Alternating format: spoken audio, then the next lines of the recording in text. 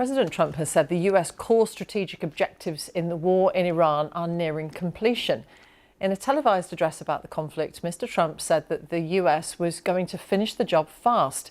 He repeated threats to target Iran's energy infrastructure unless a deal was agreed by the new leaders of the regime. Addressing rising oil prices, Mr. Trump insisted that they would soon be falling, and he stressed that the war he had started would be much shorter than other recent conflicts the US had joined.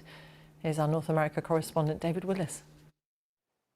In his first primetime address since the war with Iran began, President Trump hailed what he called America's overwhelming victories and said the conflict was nearing completion. I can say tonight that we are on track to complete all of America's military objectives shortly, very shortly. We're going to hit them extremely hard over the next 2 to 3 weeks. We're going to bring them back to the Stone Ages where they belong. In the meantime, discussions are ongoing. Whilst intimating it is open to negotiation, Iran has insisted that no direct talks have been taking place, contrary to President Trump's assertion that the regime is desperately seeking a ceasefire. And as Iranian missiles continued to pound Israel and US allies in the region, there was no word of the potential deployment of US ground troops. President Trump appears to have abandoned his demand for Iran to reopen the Strait of Hormuz. Iran is effectively blocking this vital waterway, driving up global energy prices in the process. But Mr. Trump no longer believes that's America's problem. We don't need it. We haven't needed it, and we don't need it. We've beaten and completely decimated Iran. They are decimated, both militarily and economically and in every other way. And the countries of the world that do receive oil through the Hormuz Strait must take care of that passage. They must cherish it. They must grab it and cherish it. They can do it easily. We will be helpful, but they should take the lead in protecting the oil that they so desperately depend on. President Trump said the Strait of Hormuz would open up automatically once the war has ended. America's allies will be relieved to hear he made no repeat of his threat to pull out of NATO in response to Europe's lack of support for the war. But there was also no word of where the conflict might go from here. The White House clearly wants this conflict to end, but how and on whose terms, the world is none the wiser. David Willis, BBC News. Our correspondent Lorna Gordon is in Dubai. Lorna, how have the Gulf states reacted to this televised address by Mr. Trump? Well, you know, the Gulf states are actually being courted with words by both sides at the moment. Donald Trump spoke of not failing the Gulf states, not letting them get hurt in any way, shape or form, while it's reported that a spokesperson for the Iranian Ministry of Foreign Affairs has said that Iran does not consider its neighbours in the Gulf Iran's enemy. There are, of course, though, continuing missile strikes on these countries. Overnight, the alarm sounded here in Dubai. Saudi Arabia said it intercepted a ballistic missile that was heading to the east of the country. Sirens sounded overnight in Bahrain as well. So there are these words, there are the actions, and then, of course, there is the Strait of Hormuz, that pinch point, that choke point where around a fifth of the world's oil has to pass, and where normally around 140 ships transit through every single day, but at the moment only a handful are getting through. There is that meeting that will take place a little later, a virtual meeting. The Gulf states will be taking part in that to discuss diplomatic measures to potentially open that waterway. But of course, the Gulf states do not speak with one voice, and the UAE is seeking a resolution from the UN, calling on the UN Security Council to take immediate action under Chapter 7 of the UN Charter to ensure safe navigation in and around the Strait of Hormuz. And of course, remember, that would, if it passed, which is, you know, there's a lot of steps before that point would be reached, but would give legal cover for a range of options economically, diplomatically, and using force as well. How much closer does all this bring to retaliatory strikes of some sort from Gulf states that haven't so far taken such action?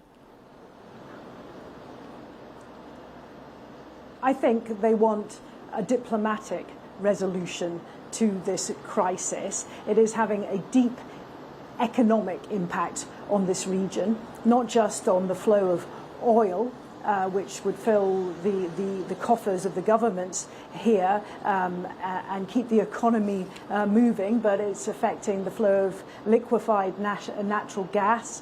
It's affecting the byproducts of these industries as well. And of course, in a country like the UAE, which is heavily dependent on tourism and here in Dubai, the aviation industry, it is having an impact on that as well. I mean, you know, flights in and out of the international airport here have picked up since this war started over a month ago, but they are still carrying on at a vastly reduced level. As I said earlier, they don't all speak with the same voice. I think perhaps the UAE is one of the states which has taken a harder position in terms of ways to deal with Iran, but none of these countries want to see this escalate. They want to find a diplomatic solution to this crisis.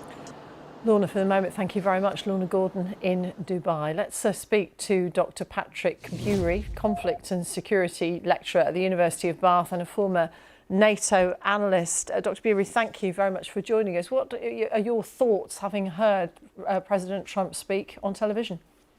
Good morning. Thanks for having us on again. Well, I suppose when you look at your phone in the morning here in the UK, one of relief that although the chances were small that there hadn't been some sort of movement and committal of ground forces before he made his speech, which would have made more tactical sense. So it's essentially more of the same. He put another time stop on how long he thinks this operation will go on, but it is a significant addition to when he initially said 4 to 5 weeks. So we're looking at now 7 to 8. And just at the end of his speech, when he said this wasn't about regime change, that is not actually what was the stated goal when he spoke on Truth Social when the operation started, when he called for the Iranians to rise up. And also, it was also made clear by the Israelis that this was about regime change. So a kind of attempt to change the goalposts, as it were. What are his options? I think the options are pretty difficult here. What you've seen is with the amount of strikes both he and the Israelis have launched, you know, it's probably over about, I think, certainly over 15,000, maybe hitting 17,000 now, that they've had a lot of tactical and operational success in terms of degrading the Iranian military, the ballistic missile launches. They're ticking along at a relatively low number. They increase some days and then down to about 30, 25 other days. But the real problem is so what? You know, that's what we ask in the military. What's your action for? And unless they come out, and if talking now, Secretary Hegseth talking about and Donald Trump talking about, you know, bombing Iran back to the Stone Age, well, that implies a level of degradation that they can't regain capacity and capability. But I mean, for us to understand this and for there to be an end state, there needs to be some clarity about, well, how far have they been set back and how fast can they replenish both their missile and drone capacity and also their nuclear program, because you can, well, assume that none of that fissile material has been stored in the same place. It would have probably been dispersed too. You don't do these things in just certain areas. You obviously have a contingency. So it looks like the strategy essentially is one of degradation. And then, of course, the replenishment of that degradation becomes a key thing in understanding its strategic effect. But eventually you have to negotiate, don't you? Yeah, I think this is where we're coming to. It was good to hear that he didn't actually call out the NATO allies again. I can understand the frustration in the US, of course, amongst the military of being denied airspace across some of NATO allies' territories. I think that's probably pushing things a bit too far. But yeah, the military side of this, the maritime side of trying to force an opening of the strait along 730 miles of the Persian Gulf coastline, which Iran holds. It's really tricky operation. It's really a resource intensive.